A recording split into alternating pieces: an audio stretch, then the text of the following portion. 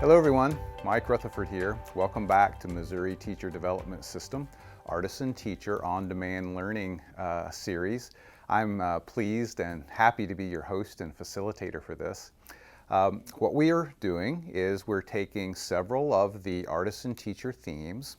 The Artisan Teacher Project is a research study, 50,000 classroom observations over 15 plus years, where we took a look at what are extraordinarily excellent teachers doing when they're having an extraordinarily excellent moment of instruction.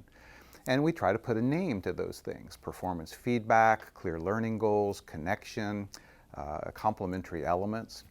We're taking some of those themes that have a particularly tight alignment to your MTDS competencies and creating a little video series of video segments to help us to apply those to classrooms. So welcome, thanks for being a part. Today we're going to be looking at an artisan theme called congruency. And congruency is the ability of the teacher to, once we've established a clear learning goal or a clear learning target, to actually choose information, responses, instructional designs, technologies, grouping patterns, activities that are a direct hit back on that goal. That's the definition of congruency. As you might imagine, congruency goes hand in hand. Congruency is a first cousin, if you will, to goal clarity, or what we call clear learning goals. Having a clear learning goal is a worthwhile endeavor, but congruency is actually putting the feet on that goal. It's what are we actually going to do to accomplish that goal. As is our custom, we're going to look at this in two parts. Number one is we're going to spend some time deepening our understanding of the concept of congruency, how it exists in nature, and understanding some of the cause and effect relationships and the human nature behind this concept of choosing a goal and then choosing and deciding to do things that march in the direction of that goal. The second thing we'll do is we'll take some time and then go into the specific details of classroom applications of congruency and how effective teachers can take the concept and use them to their benefit and to their students' benefit as well in classroom applications.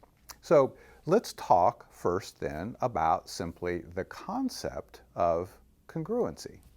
You know, congruency is the action part of a goal.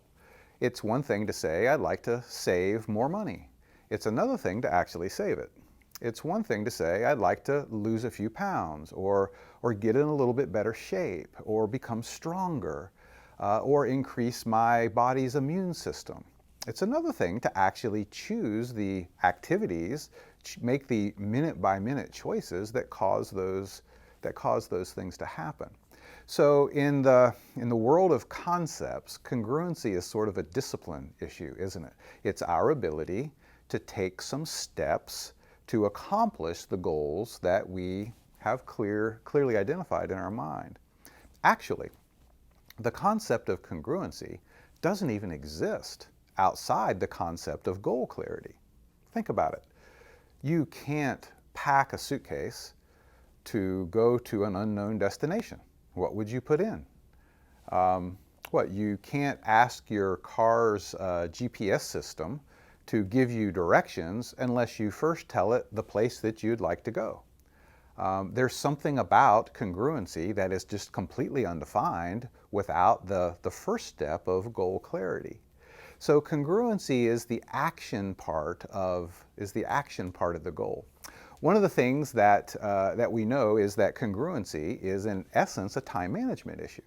We only have so many heartbeats, so many breaths that we take in a lifetime. Someone with a sharpened sense of congruency simply spends more of those heartbeats and more of those breaths taking steps toward accomplishing the goals. Congruency is also at its heart a discernment issue. Discernment, of course, means looking at something carefully and understanding there can be imposters. So if my goal is to save more money every day for my children's college fund, But then I look at my Starbucks app and I'm reloading that thing automatically for $15 every other day. That's not a congruent behavior. Being able to look at what we do and actually discern whether it's in service to our life's goals or not, that's the essence of the concept of congruency.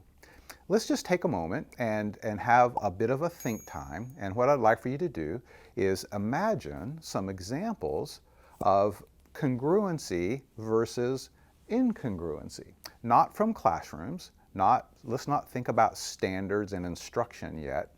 Let's just think about life. What are some of your goals? What are some of the things you do that, now that you have a vocabulary word for it, are congruent to those goals? And what are some of the things that you do that might seem like they're in the ballpark, but as you discern them, they're not really a direct hit on your goal? Think about the concept of congruency. Think about a few examples from life, and then we'll come back and shift that focus to actual classroom and practical applications. See you back in a minute.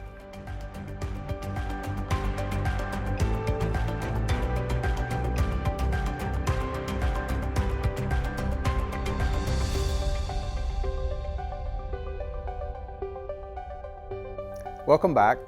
Now let's take this second step. Let's take the concept of congruency, now that we've considered it as an overall thought model, and let's apply it to some practical issues around how to be even more congruent as a teacher. The first success principle for classroom application of congruency is what we call goal orientation. We talked about this a bit in the episode on clear learning goals, that generally classrooms fall into two categories: goal-oriented and activity-oriented.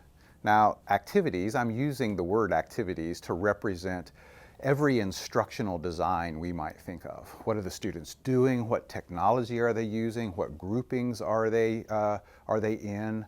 What curriculum materials are there? What's the timing? What's the pacing? Let's just take all of those instructional decisions and sort of lump them into a word called activities. So one type of classroom focuses first on activities. What will be fun? What will occupy the time? What will keep them engaged? What will allow them to behave in the best way? And then secondly, let's make sure that those activities also have something to do with the learning goal, versus a goal orientation, which sort of just switches those two, right? It says, first, think about the learning goal. What do I want students to know and be able to do a short time down the road from now? And then now, which activities are most congruent to help me accomplish that goal? So the first application is just somehow, maybe in your classroom, just put up some posters or a sign or two just to remind you, be goal-oriented, not activity-oriented. Now, everyone, if someone comes in our classroom and asks us, hey, Mike, well, what are you doing right now, and how is that relevant to the goal that you have written here on your whiteboard? I can always think of some ways that what I'm doing is aimed at the learning target. The key, though, is what did I think of first? Did I put the activities in place based on how much I like them and how much I think my students will enjoy them? Or did I put the goal in place first? There's a story about a farmer who had a reputation of being an excellent marksman. I mean, could, with a rifle, just really put the bullet right in the bullseye every time. And so a person was walking down the country road and came upon a barn, and the barn had bullseyes written or drawn all over the side of the barn, and in every single bullseye, right in the very middle, was a bullet hole. And so the farmer had this reputation of being this amazingly accurate marksman. The person walking down the road struck up a conversation with the farmer and said, "How did you get to be such a good shot?" And the farmer said, "Well, would you like me to show you how I do it?" And he said, "I certainly would. I'm very interested." And so listen to what the farmer did. He went to a place on the barn that didn't have anything drawn on it, pulled out his rifle, aimed carefully, and blasted a hole right through the side of the barn. Then he grabbed a bucket of paint, took his paintbrush, and he painted right on top of the bullet hole the bullseye. And then he painted a circle and a circle and a circle, and he says, that's how I do it. Now, what does that have to do with us as teachers? Well, the farmer was what activity oriented. Let me do the activity first, shoot the hole in the barn, and then let me draw the bullseye after that. That's much easier. It's also much less effective. A true marksman, a true teacher, draws the target first, then shoots at the target. And in essence, that's what goal orientation is. It's our ability to shoot at the target. There's a diagram in your Artisan Teacher Field Guide that helps with this. I blew it up here and put the name Congruency on it. So here's the target, right? We kind of borrowed this graphic from Clear Learning Goals. One way of thinking about congruency is that, in this case, it's arrows instead of bullets, but this was labeled information, responses, activities, questions.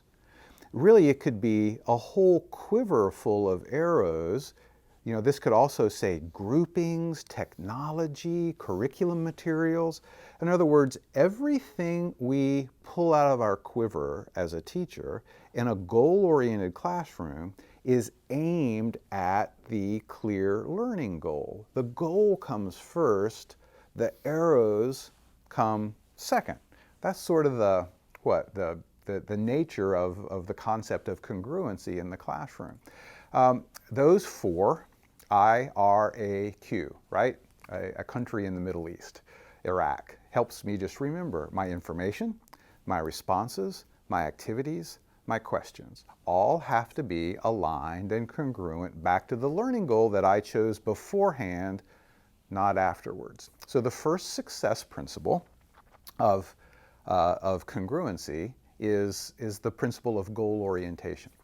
The second success principle of congruency is called discernment. Now, discernment is, as the name implies, the teacher's ability to tell the difference between something that's a direct hit on the learning goal and something that's a near miss. There are two types of classroom activities. Those that are congruent, that means a direct hit on the learning target, and those that are merely correlated, both C words, right? Congruent, correlated. What's the difference? You remember this from your grad school statistics class. Congruent means a direct match between the activity and the learning goal. Correlated means there's some degree of association between the two. Remember the correlation coefficient, where we say these two things are linked, not directly, but there's some cause and effect between the two. Discernment means knowing the difference as a teacher between an activity that's congruent and an activity that's only correlated. Let me show you a quick example of that. We're going to go back over to the tripod. I saw this activity in a teacher's classroom once. So I wrote the learning goal down right here. Students will differentiate subjects and predicates in common sentences. That was the goal that I saw written on the teacher's whiteboard. Students will differentiate subjects and predicates in common sentences. Now what the teacher asked the students to do, the teacher gave the students a sheet of paper that had some words and some sentences on it. And the first three sentences, the directions said, circle the subject and underline the predicate in the sentence.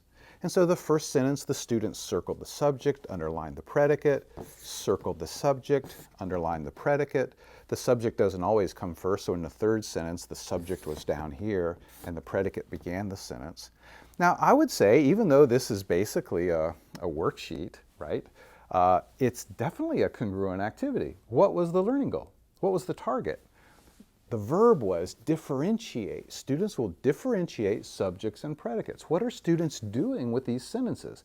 They are differentiating by circling the subject and underlining the predicate. Maybe not the most exciting activity in the world, but a what? Direct hit. Now on the bottom of that same sheet of paper, there was a column of subjects, right? These are all subjects. And then there was a column of predicates. And the directions for the second part of the activity were match the subject to the appropriate predicate. So students were doing things like this. The paper boy got up early in the morning to deliver papers, right? The dog barked as a stranger came to the doorway. And what the students were doing were matching the subjects and the predicates. You know where we're going with this, don't you? The top half of this is congruent. The bottom part is only correlated, isn't it? See the difference? What was the clear learning goal? Differentiate. All the subjects are here. All the predicates are already here. They're already differentiated. This would be a congruent activity to a slightly different learning goal, such as students will take common subjects and predicates and match them up into sentences that make sense. Maybe that would be the goal for this. See how subtle the difference can be between something that's congruent and something that's only correlated. Now, what's the big deal? A little bit of correlated activities. I mean, certainly that's not going to do anyone any harm, is it? Well, we know that congruency is a time management issue. And we know that teachers who are good at congruency are a blessing and a gift to students who are behind. So if all your students are at or above grade level, don't worry much about congruency. But if you have students in your class that are at or below grade level, that are any way significantly behind, do you see how congruency is a time management issue? Let's say a teacher is just 10% more congruent in his or her matching of activities to goals. Over 185 school days, do you see how much more time on task that produces from congruency? So the second principle of using congruency in the classroom is this thing that we call discernment, right? Being able to tell the difference between the two C words, congruent and correlated. The next success principle for congruency in classroom applications is just called Sticktoitiveness, right? Sticktoitiveness means the teacher's ability to not be distracted. You stayed up late last night designing a lesson. You had clear goals. You have chosen congruent activities. But you know what? As a teacher, isn't it true? Every time you start a lesson, it always occurs to you, here are 3 other things I could do that are going to be more fun, more engaging, and more interesting than what I thought about doing beforehand. For the most part, stick to your plan. Students encourage us to not have stick-to-itiveness, don't they? Could we go outside? Could we do something different? Could we watch that video? Could we do this? And if we're not careful, we say to ourselves as teachers, gosh, my students want to do this. Why don't I just let them do it? I mean, they're going to do a good job of it. And that would be great, as long as what they wanted to do was congruent, back to the learning goal. We have 3 things to think about and process there, right? Goal orientation, discernment, and stick-to-itiveness. I'd like to give you a little thinking time. You know our custom. We'll go off screen for about 10 or 15 seconds, pause the video, do some thinking. Of those 3, for you in your practice, which would help you to take the larger step forward? Is it your goal orientation? Is it your discernment? Or is it your stick-to-itiveness? Pick the one that you think has kind of the most growth potential for you, and imagine a few ways you might be able to use that in your classroom. See you back in a bit.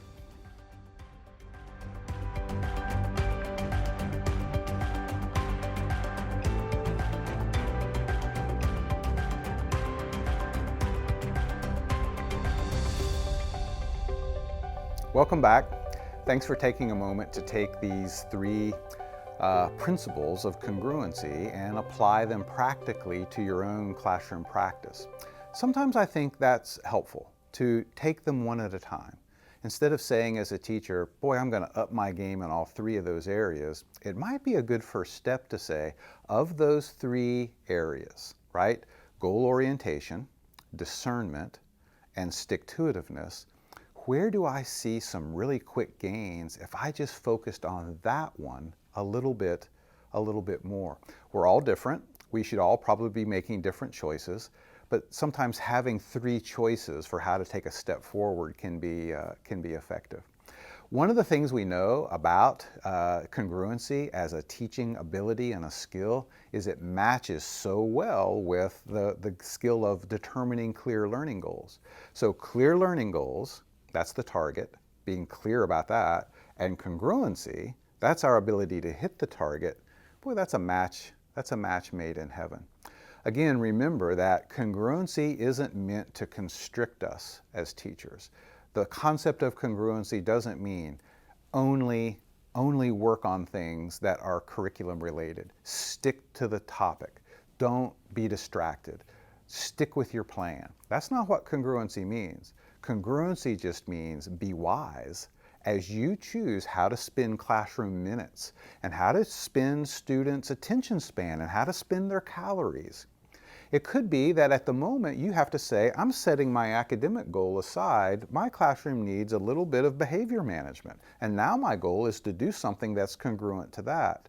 Or I just saw an instance in my classroom where some students were not treating another student with kindness and respect. And even though I'm supposed to be working on language arts right now, I'm going to set that goal aside and I'm going to substitute another goal, how to help my students understand how to be kind and respectful to others.